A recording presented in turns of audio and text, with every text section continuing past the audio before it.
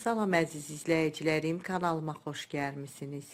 Bugünkü videomda asan hazırlanan umaclı, qozlu piroq reseptini sizinlə paylaşıram. Tez bir vaxtda hazırlaya biləcəyiniz, kövrək, ağızda əriyən çox dadlı bir piroq alınır. İndi keçək piroqun hazırlanma qaydasına. Bunun üçün əvvəlcə ərzaq qabına 2 ədəd sındırdığım yumurtanı əlavə edirəm. Üzərinə çay qaşığının 1/3 qədər duz, 4 dolu xörək qaşığı şəkər tozu əlavə edib, bu ərzaqları çırpıcı ilə əvvəlcə biraz qarışdırıram. Qarışdırandan sonra üzərinə 200 qram yumuşalmış kərə yağını əlavə edirəm. İstəyə görə kərə yağını margarinlə də əvəz eləmək olar. 2 xörək qaşığı xama, xamanın yağlılığının heç bir fərqi yoxdur. 1 çay qaşığı da vanil əlavə edib, bu ərzaqları da biraz yaxşı qarışdırıram. Alınan qarışıma un tökürəm, əvvəlcə 2 stəkan un tökürəm. 1 çay qaşığı da qabartma tozu əlavə eləyəndən sonra əlimlə qarışdırıb ovuşdururam. Xəmir yoğurmuram, elə ehmalca əlimlə ovuşdurub umac hazırlayıram. Unun hamısını birdən əlavə eləmirəm. Əvvəlcə 2 stəkan un tökdüm. Qalan unu da hissə-hissə əlavə edirəm. Onda umac çox yaxşı alınır.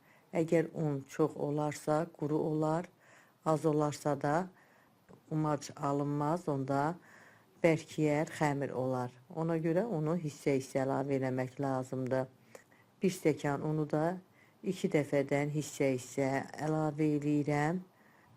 Əlimlə ovuşdururam. Sonacan əlimlə ovuşdurub umac halına gətirirəm. Umac üçün 3 stəkan un istifadə elədim. Stəkan ölçüsü 200 ml-dir. Umacı da hazırlayandan sonra keçirəm piroqu hazırlamağa. Piroqu bişirəcəyim formanın içinə yağlı kağız sərmişəm. Hazırladığım umacın çox hissəsini formaya boşaldıram. Az hissəsini üzəri üçün saxlayıram. Formanın içində əlimlə biraz düzəldirəm. Üstündən biraz ehmalca basıram ki, içliyi üstünə əlavə eləyəndə üstünə yaymaq asan olsun. Çox bərk sıxmaq lazım deyil, elə xəfifcə üstündən biraz sıxmaq lazımdır. Bu qaydada hazırlayandan sonra içlik əlavə eləyirəm. İçlik üçün 250 qram pişmiş, qatlaşmış süd götürmüşəm. Qatlaşmış südün hamısını umacın üstünə boşaldıram. Onu da spatula ilə umacın üstündən yayıram. Tam kənarlara yaymıram. Videoda göstərdiyim kimi hər tərəfdən təxminən 1 sm qədər yer qoyuram. Qalanını formaya yayıram. Piroq umaclı, qozludur. Qoz ləpəsi götürmüşəm. Buna görə də qoz ləpəsini yeyərkən ağızda hiss olunsun deyə bıçaqla xırda-xırda doğrayıram. İstəyə görə qoz ləpəsini fındıqla, araxislə, badamla da əvəz eləmək olar. Əlinizin altında nə varsa onunla hazırlaya bilərsiniz. Doğradığım qoz ləpəsindən bişmiş qatlaşmış südün üstündən səpirəm. Onun da üstündən qalan umacı əlavə edirəm. Umacın hamısını içliyin üstündən əlavə edirəm. Hər yerin umacla örtürəm. Əlimlə düzəliş verirəm. Sonda üzərinə yenə də doğranmış qoz ləpəsi səpirəm. Piroq üçün istifadə elədiyim ərzaqların ölçülərini videomun açıqlama bölümündə də qeyd eləmişəm. Oradan da baxa bilərsiniz. Bu qaydada hazırlayıram. Öncədən qızdırdığım 180 dərəcəlik sobada 30-35 dəqiqə bişirirəm. Piroq artıq bişib, hazırdır. Sobadan çıxartmışam. Çox gözəl piroq alınıb. Qəlibdən çıxardıram, qoyuram, qalır, tam soyuyur.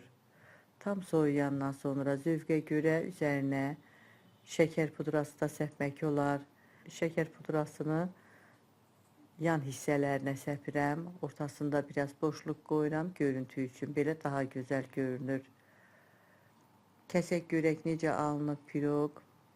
Biskvitli piroqlardan fərqli olaraq piroq çox yumşaq olmur. Umaclı olduğu üçün kövrək olur, amma ağızda əriyir. Çox gözəl, dadlı piroq alınır.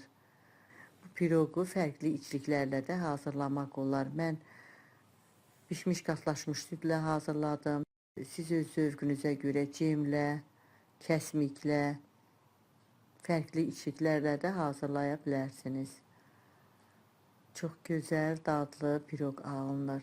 Hazırlayacaq olan hər kəsə öncədən nuş olsun deyirəm. Videomu izlədikdən sonra bəyənməyi, dostlarınızla paylaşmağı, şərh bölümündə öz fikirlərinizi mənimlə bölüşməyi unutmayın. Sağ olun, yeni videolarda görüşənədək.